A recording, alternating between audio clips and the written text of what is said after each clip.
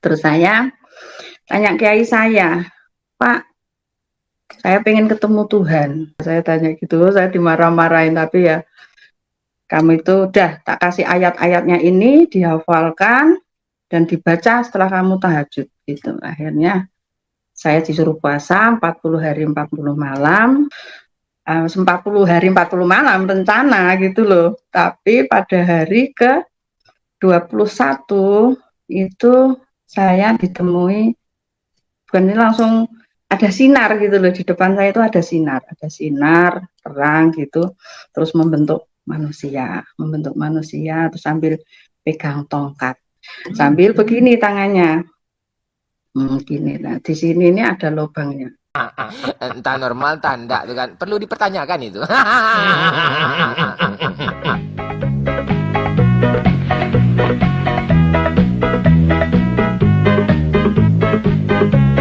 Assalamualaikum warahmatullahi wabarakatuh, sahabat semuanya. Jumpa lagi kita ya. Alhamdulillahirabbil alamin. Segala puji bagi Allah, Tuhan semesta alam. Tiada Tuhan selain Allah. Allah lah satu-satunya Tuhan. Tuhan yang tiada duanya, duanya saja tidak ada, apalagi tiga. Lalu bagaimana jadinya kalau Tuhan itu dipaksakan tiga? Ya umatnya puasa 40 hari 40 malam, sahabat. Katanya itu ajaran dari kiainya untuk bisa bertemu dengan Tuhan, sahabat. Oten ini betul-betul ya. Oke lah sahabat semuanya, selamat datang kembali di channel Bamtri. Selamat pagi, selamat siang, selamat sore, selamat malam. Selamatkan diri Anda dari oten-oten yang mirip dengan Lina Mukherjee. Ya dia mirip ya. Mirip Lina Mukherjee, badannya sama ya, sama mirip Kundit. Astagfirullahaladzim.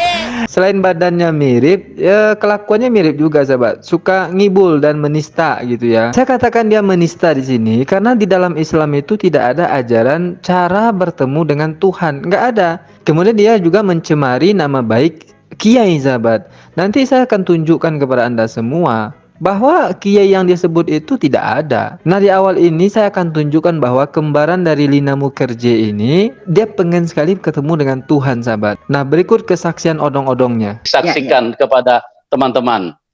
Ya, puji Tuhan, selamat malam semuanya. Salam. Saya nama Tumbar Winarse. Oh ya, saya dari keluarga saya Islam semua, Muslim semuanya, dan anak-anak saya juga masih, tapi suami saya sudah ikut Tuhan Yesus juga waktu sebelum meninggal. Nanti saya ceritakan ya. Nah, saya pertama itu mau mencari Tuhan karena dalam kehidupan berumah tangga saya itu saya ditipu orang terus. Nah, ini sudah terbiasa kita mendengarkan ya, sahabat. Pelet tupai kita sudah sangat terbiasa mendengarkan pengakuan dari narakopla Copa Pincopi itu selalu dari seorang muslimah gitu.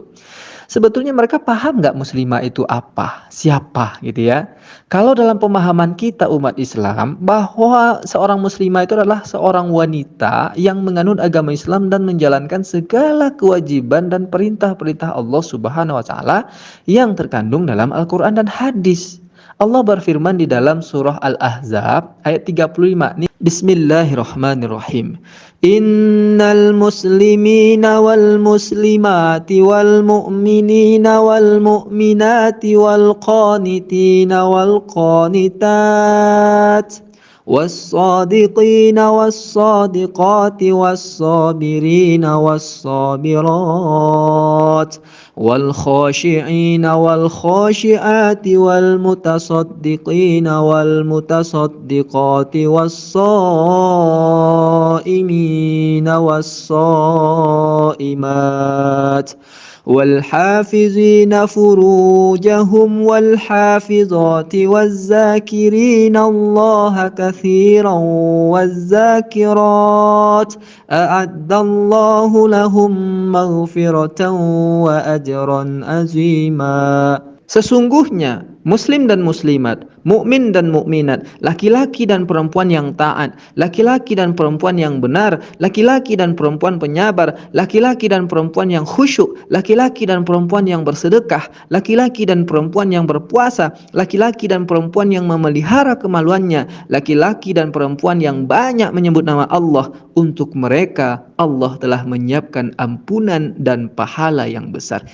Inilah seorang muslimah yang taat kepada Allah.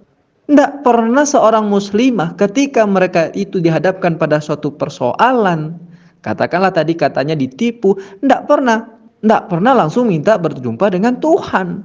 Makanya kita katakan ini adalah kibuler, sahabat. Nah, kita lanjutkan lagi ya.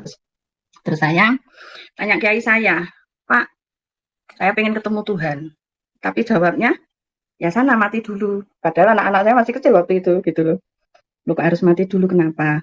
Berarti Allah kita nggak maha kuasa. Saya tanya gitu, saya dimarah-marahin. Tapi ya, kamu itu udah tak kasih ayat-ayatnya ini, dihafalkan, dan dibaca setelah kamu tahajud. Gitu. Akhirnya, saya disuruh puasa 40 hari 40 malam. Kemudian, saya hafalkan ayat-ayat itu. Jadi penggalan dari beberapa ayat-ayat, penggalan gabungan ada Al-Baqarah, ada surat Yusuf, ada macam-macam pokoknya ya. Nah, itu saya suruh menghafal gitu. Sebelum kamu baca kamu harus hafal. Oh iya Pak. Saya hafalkan, terus saya sholat tahajud, saya suruh puasa tuh 40 hari 40 malam. Ya, terus saya lakukan sesuai dengan petunjuk Pak Kiai. Terus saya lakukan, saya sholat tahajud tuh 40 hari 40 malam rencana gitu loh. Tapi pada hari ke 21 itu saya ditemui, bukan ini langsung ada sinar gitu loh, di depan saya itu ada sinar terang gitu, terus membentuk manusia, terus sambil pegang tongkat. Nah, cuman saya heran siapa ini kok ada sinar yang membentuk orang gitu. Saya bertanya-tanya juga waktu itu ya, terus saya nggak begitu,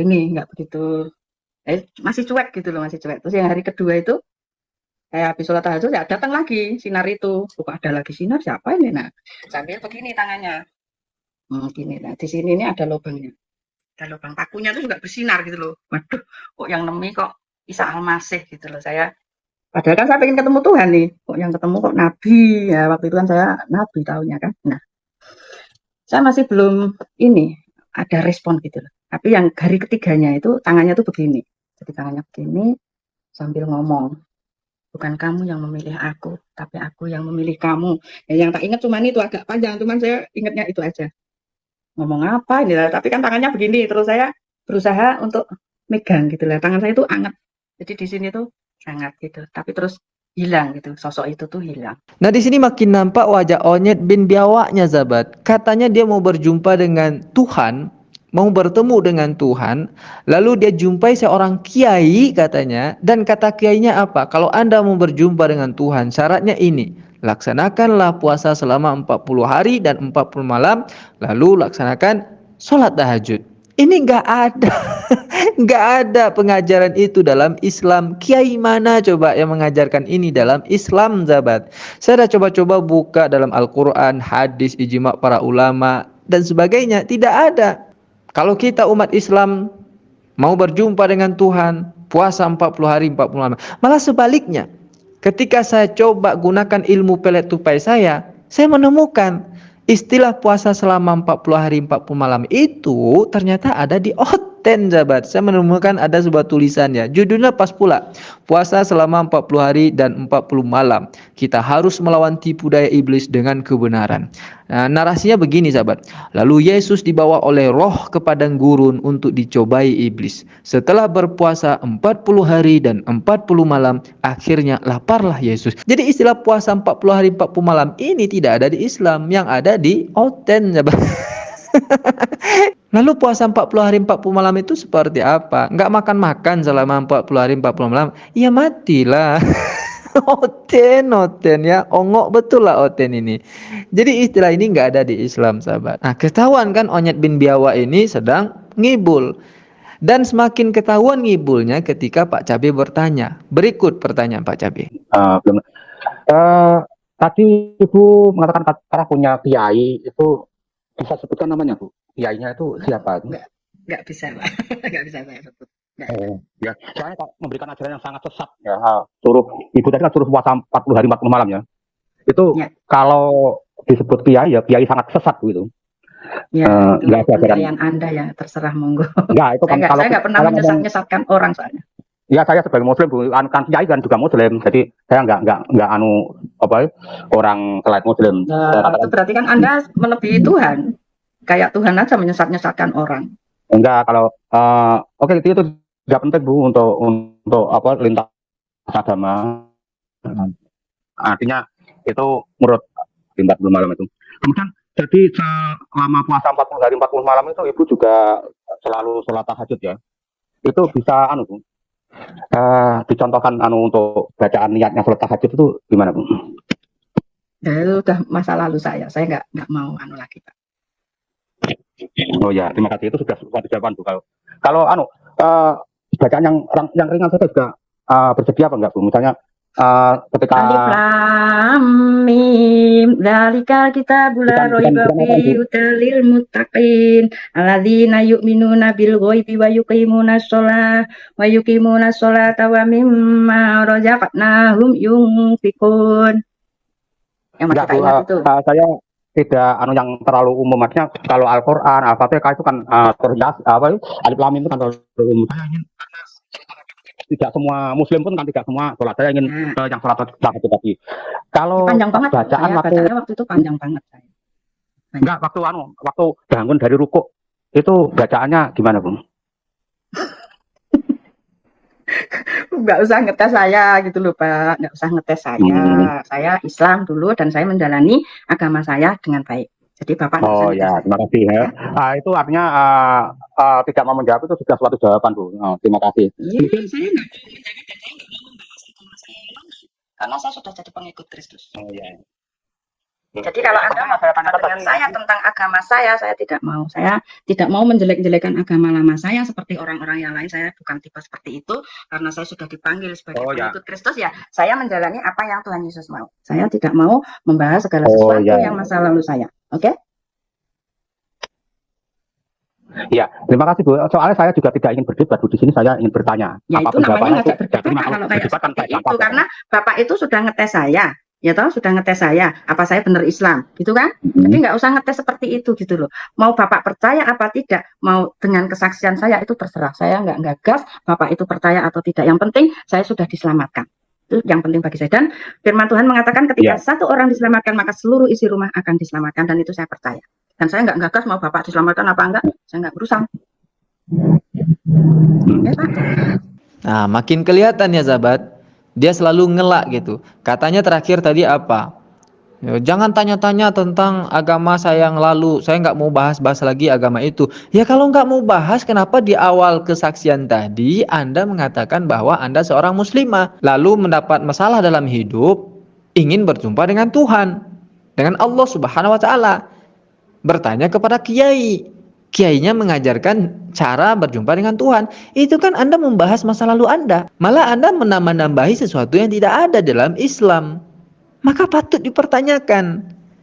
Pas ketika ditanya, dia pula yang ngelak. Jangan tanya-tanya. Oten. Koplak betul Oten ini. Jadi nggak ada ya sahabat. Ya, nama kiainya pun ditanya nggak ada. Karena memang nggak ada. Kiai mana yang mengajarkan itu coba? Ya, ini kelas kiai sahabat ya, bukan ustadz, kiai. Kalau mengenai pertanyaan berjumpa dengan Tuhan itu, Nabi Daud alaihi salam dan Nabi Musa alaihi salam itu kan pernah ya mau berjumpa dengan Allah, Tuhan yang Maha Esa. Tapi kisah Nabi Musa yang ingin berjumpa dengan Tuhan itu sudah dijelaskan dalam Al-Quran. Nabi Musa tidak mampu melihat Tuhan ya sahabat. Gunung hancur, bukit hancur, Musa pun pingsan gitu. Tapi ada dalam sebuah riwayat ya, Nabi Daud dan Nabi Musa alaihi salam ini bertanya kepada Tuhan, "Ya Rob, wahai Tuhan, di mana aku bisa menjumpaimu?" Tuhan menjawab, "Temuilah aku di tengah-tengah mereka yang hatinya terluka." Lalu siapakah mereka? Aku mengatakan mereka adalah orang-orang yang sakit, yang lapar, yang haus, yang dihina-dinakan, yang dizolimi. Nah, ini dalam hadis qudsi ada dijelaskan ya.